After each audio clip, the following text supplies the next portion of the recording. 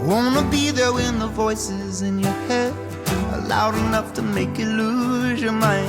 But just the same, when you're dominating the day, I wanna be the one who's by your side. You know my love is not the jealous type. It doesn't matter if we win or lose. Oh, I can stay or I can go, no matter where you're coming from. I can be the one to let you choose. I wanna hold you close but never hold you back, just like the banks to the river. If you ever feel like you are not enough, we're gonna break all your mirrors.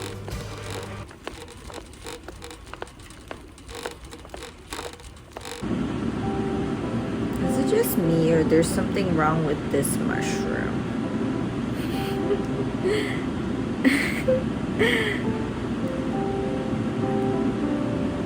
This is very like GMO'd. Like, why is this stuck to this part? Okay, got some soba noodles cooking. I think they're al dente. Let's see. Cool, pretty good. I might need to fridge this, I think, to cool off. I got this sea moss gel by True Sea Moss. It's pretty good. It just says take take 2 tablespoons per day, not on an empty stomach. I took like 1 tablespoon last night and I feel pretty good. I don't know what it does, but I saw a lot at farmers markets, and this one I got at the store. It's like having some kind of mango jelly. It's pretty good. It like coats your mouth.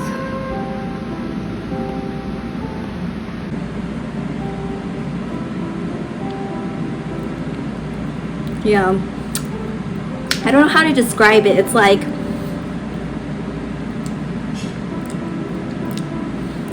eating a soft cushion. Pretty good. Okay, let's do I'm not gonna double dip. I'll use the handle. Do the second tablespoon. No, that's not really working. It's good. Trust me.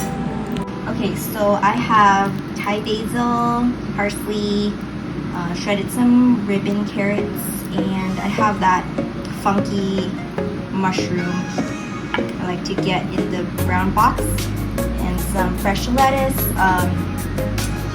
at the Getty. So yeah, I'm trying to replicate the soba noodle I tried at the Getty. I think they just had parsley and shredded carrots. But yeah, we'll see if it tastes like what I got. I think the sauce makes it good. Olive oil. Okay, I'm gonna put in some mushrooms.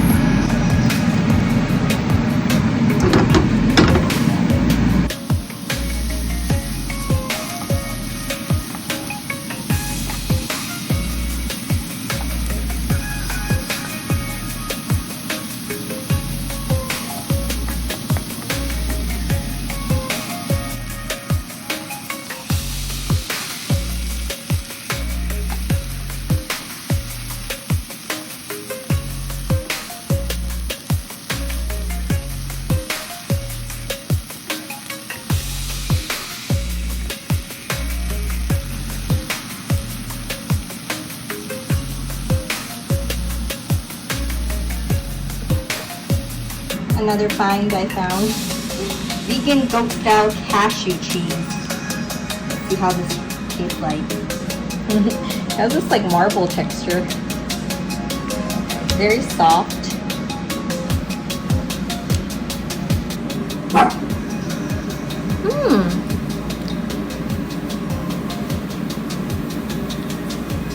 I would describe it as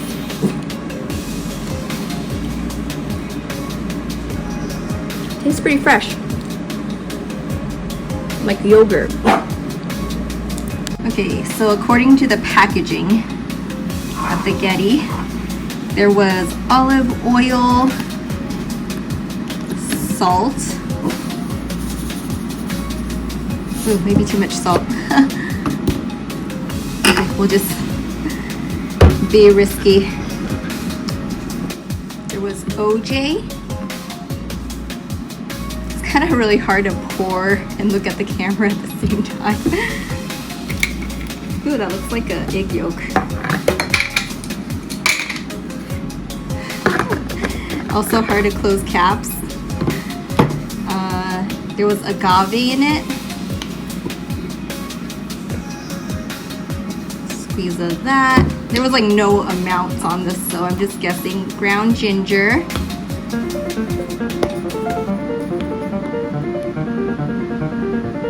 I feel like the people in those poke shops, they do this anyway, so I feel like anyone can do it. I'm sorry if poke people have a lot of training. Okay, I really like rice seasoning, so I'm gonna go for that. And then sushi vinegar.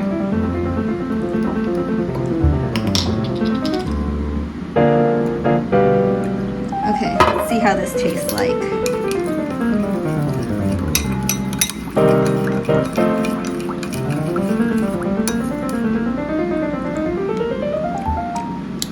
Sweet.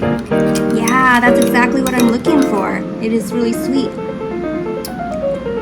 Okay, so here is the soba that's been fridged. Actually, it's still pretty warm, but I want to get things done, so just speed it up. Oh yeah, it's warm. Probably needs a lot more fridging. Okay, Thai basil. Our shredded carrots, our chopped lettuce, the cooked mushrooms and parsley, and let's pour all that citrusy goodness down here.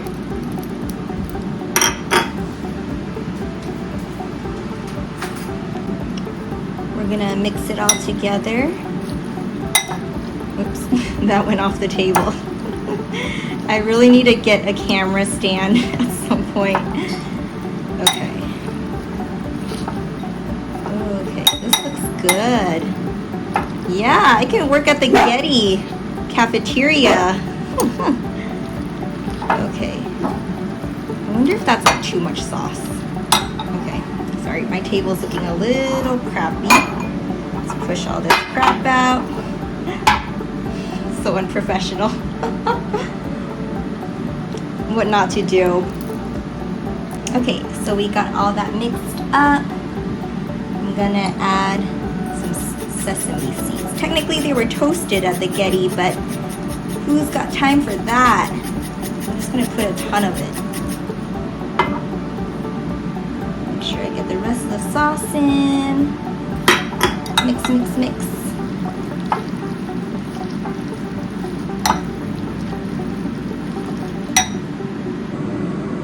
Let's see if this is good.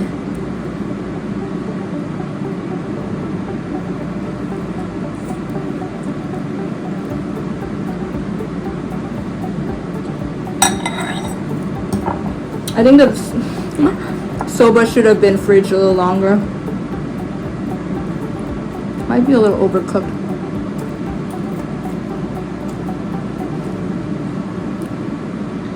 It's because it got pretty fat. Not bad. Good job, Kay. I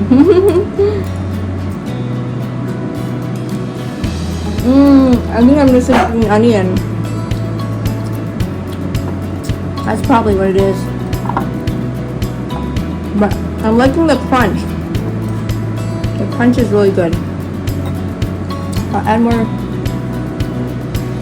lettuce to make it crunch even more. But I think we're good. Yeah, good job, Kay. Adulting-ish.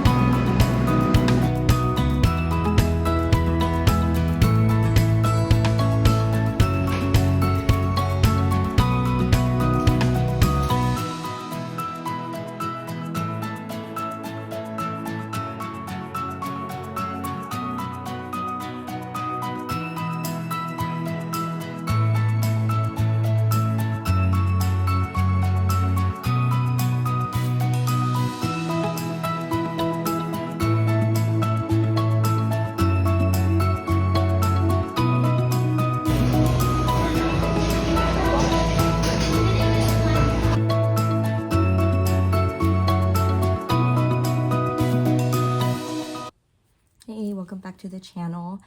Today we are tackling the face. Here's Darlene.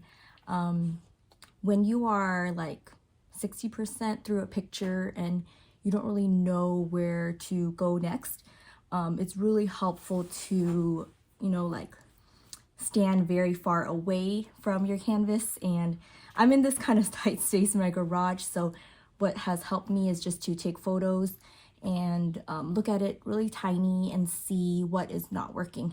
So with my notes app, I'm like writing down things at a thumbnail size that are wrong, and those things are only clear when your picture is like super tiny. So when I looked at this picture on my phone, I was seeing that there was too much brightness on the shadow side of her face here on her forehead, and then the core shadow was in the center, because Missy was actually like kind of grimacing at me like why are you taking my photo?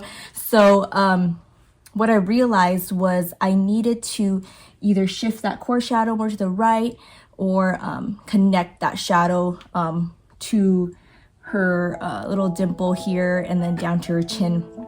And I'll show you as I'm doing it what I'm talking about. It's always important to connect your core shadow because without it your painting looks super spotty and there's no like fluidity for the viewer to move through your picture. So here's my palette, all the mess of it. Yeah, so how I organize my palette is kind of like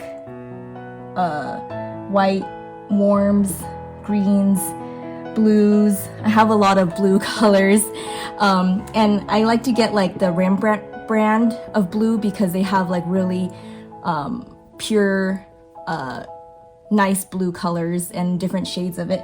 And then I go down to like the skin tones, the yellow ochres, and then kind of finish off like that. And then I've been kind of using only small brushes now, as I'm kind of honing in on the detail on her face.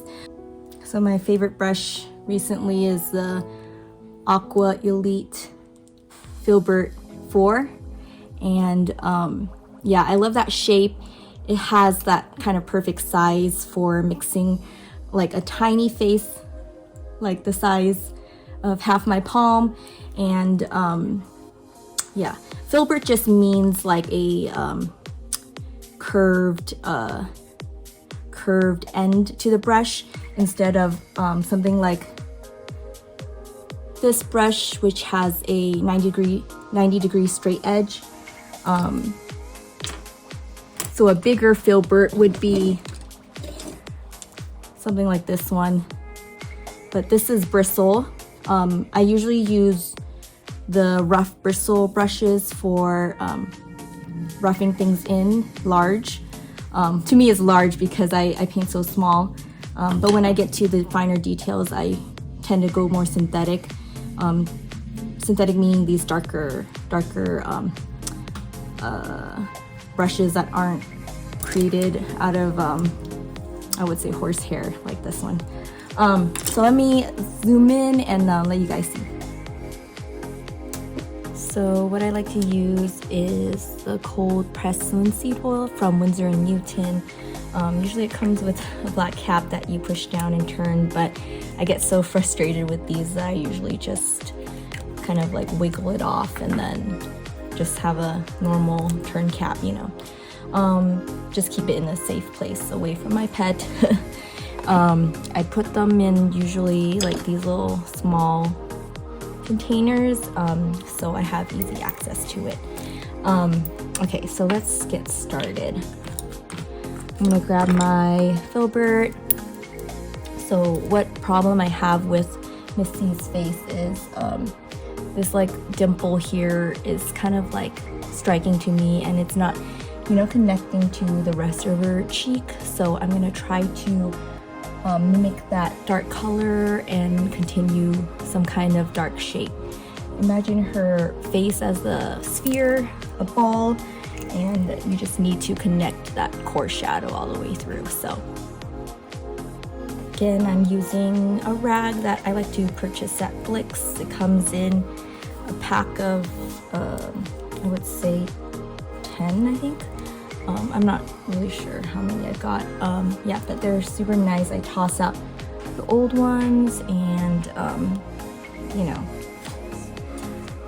better than using your dad's old t-shirts or something like that. So so that's on the bottom of my easel. I'm going to pull up an image of Miss C that I use for reference. And yeah, always use reference, especially if you're, you know, beginning to learn the anatomy of the face and everything. You don't want to make too many things up if you're trying to be a figurative type of artist. So so I have Miss C's image up. I'm not going to show it, obviously. So let's mix this color.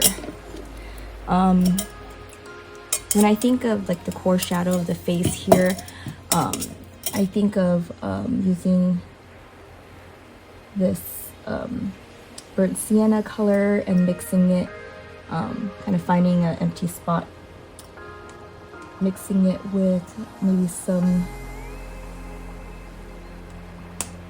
brownish color with some olive green. Trying to get back to that, and then I always just test it out to see if that's way too dark. So I'm gonna lighten it with white.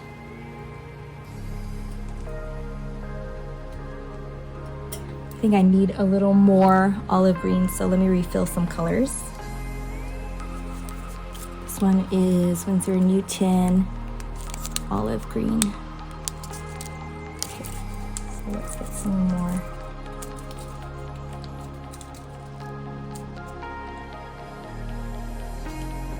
Okay. And then as I'm painting, I'm adding a little oil to it. I think technically you're supposed to do like half mixture of Gamsol and half mixture of oil, and add more and more oil as you get, you know, more to the finish. It's not a big science to me, so I just, you know, try to get more oil in there, and if it works with the consistency of the face, then yeah. Okay, I'm gonna mix that up. See, test it out if it works. It's a little too light now, so it's almost like you're, you know, testing it, and then if it's not matching, then you're going up and down the value. So I just gonna add more olive green back to go back down in value, and go back, get some burnt sienna.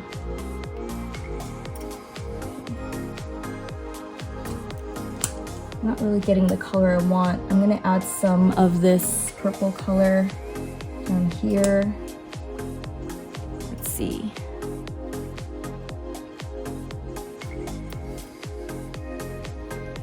You see how it is kind of spots of dark, but I want to connect that like a line. So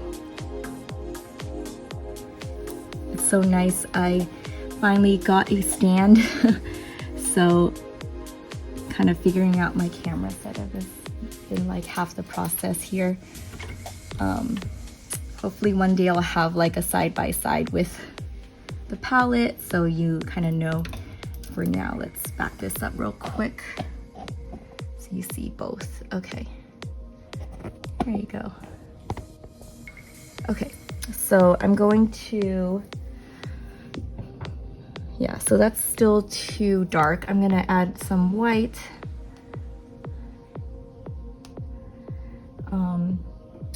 and also olive green. Yeah.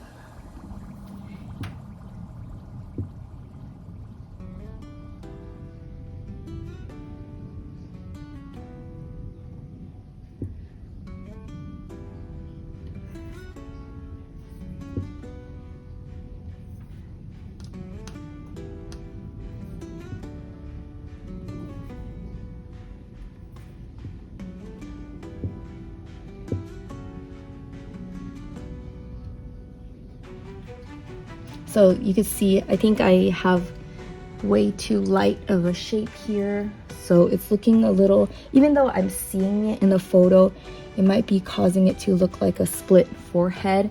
So I'm gonna darken that a bit. And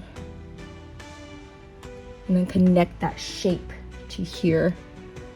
So there's some consistency in that core shadow. It is very slight because Miss C, she is not in like a studio lighting setting, but in the daylight. So there's a lot of lights kind of like bouncing everywhere. So you're not gonna get that perfect, you know, grayscale sphere. Okay.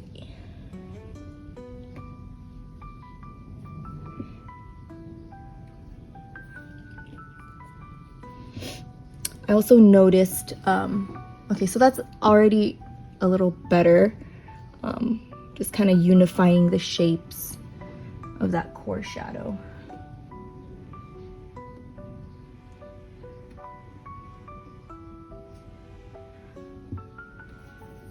And then to get her cheek looking less chiseled, I will find that middle tone here too.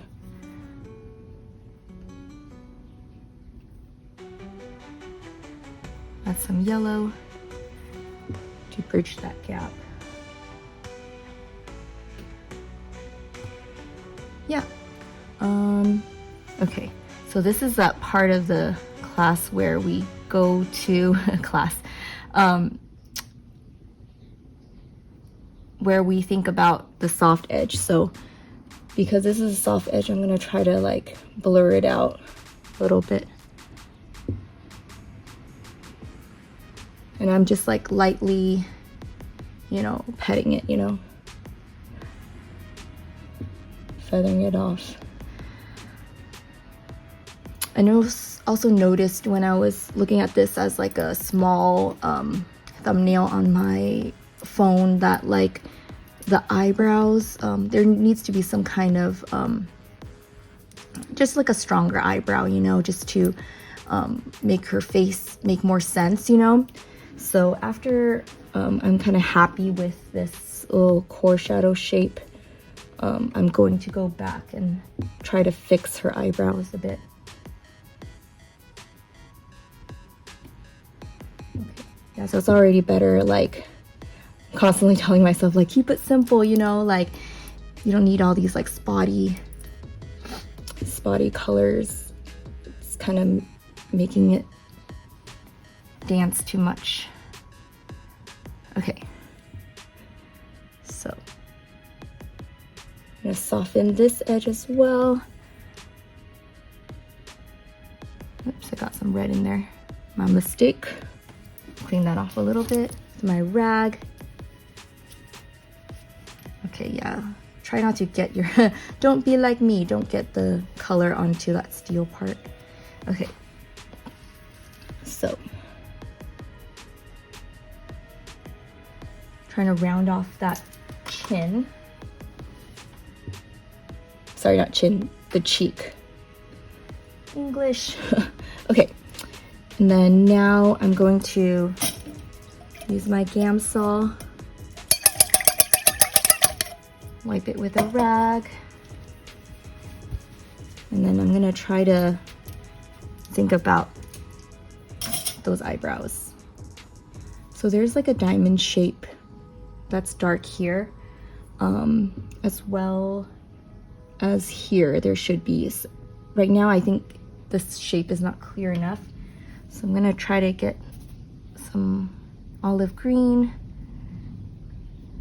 and then some of that darker red. Around the eyes, there should be some dark ochre color. Okay, so let's see if that color is gonna work. My instinct is might be a little dark. So what's benefiting now is like I could almost see, you know, because I have this camera here, I could see it as a small version of what I'm painting. That's actually helping me. Yeah, it's too red and too dark. So some yellow might help. Okay.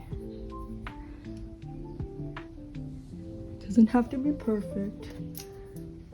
As long as we get some kind of right value. Okay. And then to paint, after I paint one side, I try to mirror with the other side, so.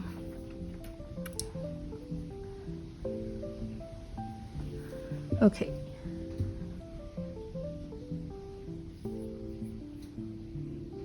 It's kind of like a diamond shape. Whenever you're like not really sure how the shadows or any shape should be on a face, kind of imagine it in very simple, like layman shapes. Like, is this a diamond? Is this a square? Is this a rectangle? Then you won't be so like out of your element kind of thing. Okay, so I'm just making a stronger case for these eyebrows.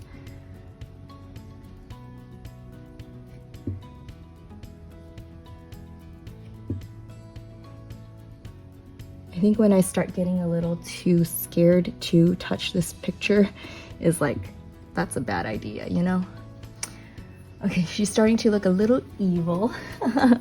Let's lighten it up a little bit. Okay.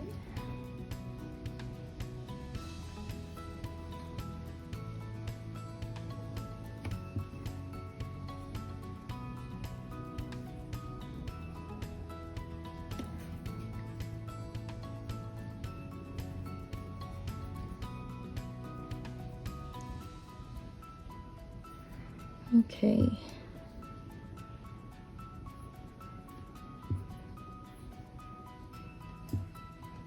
And it's definitely okay to go kind of muddy because everything in this picture exists within this, you know, color palette, right? So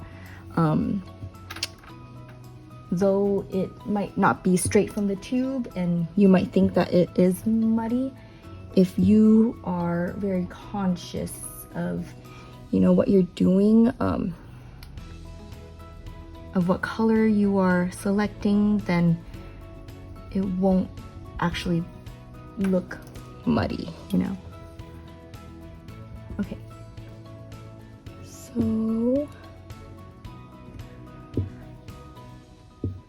So weird. Sometimes like I forget to breathe.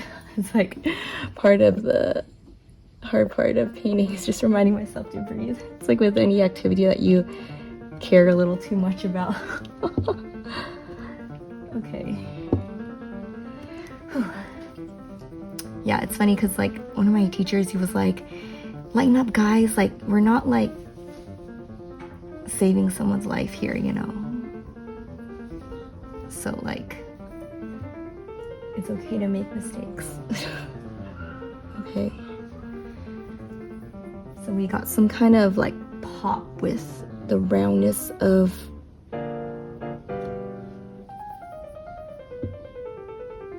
like how you know, each eyeball is a sphere, and they're, even though we just see the skin above the eyebrow, there's still evidence of, you know, the roundness of that eyelid. It's wrapping left to right kind of thing. So, okay.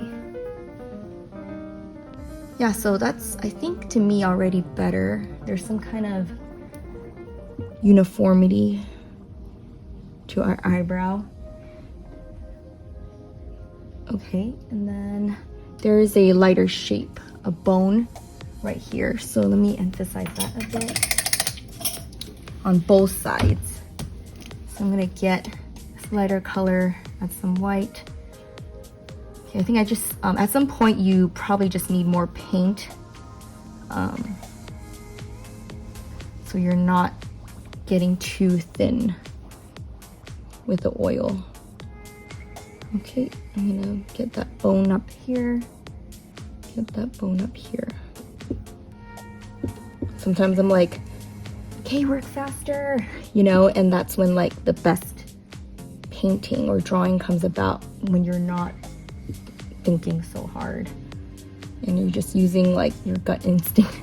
My friend, he's like, okay, just use your instinct. And I'm like really bad with, I think, using my gut, because I was like, hey, I have like acid reflux and like a ton of like gut issues. I think I like probably messed up my gut like long time ago just with like anxiety or, you know, eating the wrong foods. So I feel like I don't trust my gut at all. But I think when you're painting fast enough, it's like, you know, don't think, you know. So I think it's very liberating.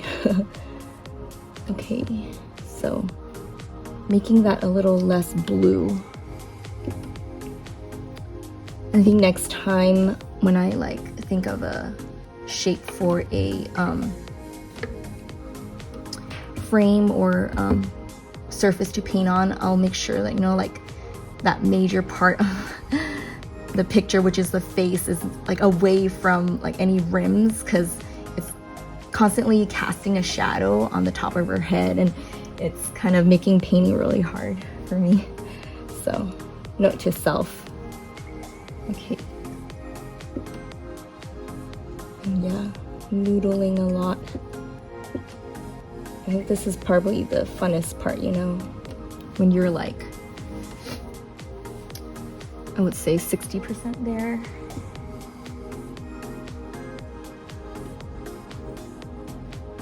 And then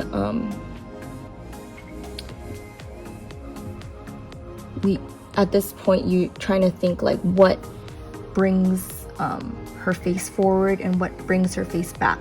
And the colors that bring it forward obviously are like the warm colors.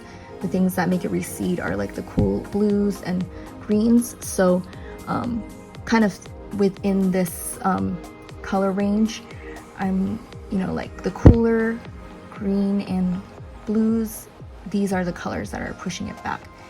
These are the colors that are bringing it forward, you know. So kind of that push and pull will make this 2D surface pop a little better.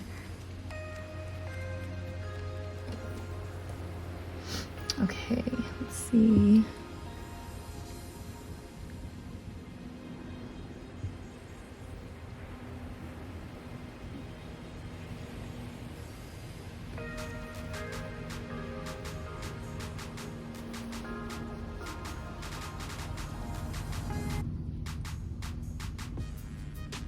The bottom of her nose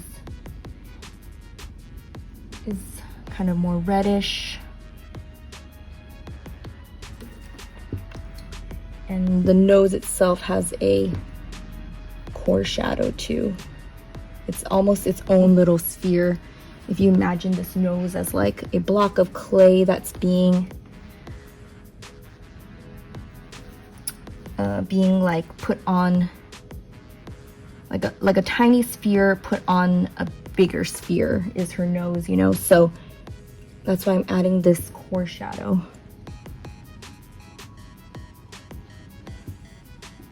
To pop that nose. This is bringing me back to that that vlog I did with Jay about the structure of the nose. I think I need to rewatch that too. Learn like the anatomy of that nose. Okay.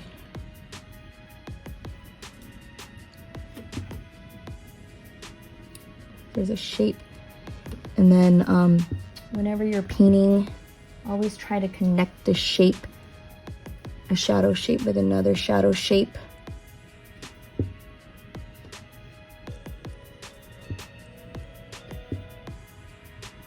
Because, you know, like parts of your face, like from your, this like fold, I think they called it the labial fold or something like that. Mucolabial fold? I'm making things up. Yeah, it connects maybe to like this crease in the mouth, you know, so think of shapes that can connect. And keep painting from side to side.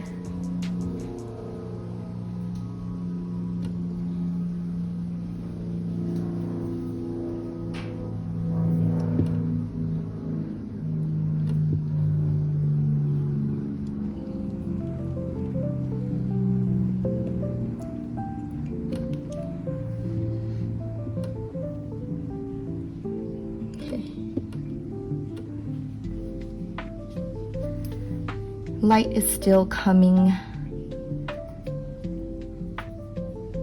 from top left, so I'm thinking of that when I paint these eyelids, even though they're in shadow. Okay, let's see. It's a little too dark. I'll wipe that out. So thanks so much for painting with me. I want to show you where I'm at. I'm pretty happy with Carmen's face. I obviously still think that it's always like 60% there. It might be 60% for a while, but I'm glad to share with you some things I know about flesh tone. And yeah, usually it's just a balance of olive green and some kind of burnt sienna, and balancing those two complementary colors with titanium white to get the right value and the right shade, you know, whether it's cooler or warmer. So we got a long way to go, Missy. I might give this to her when she's married.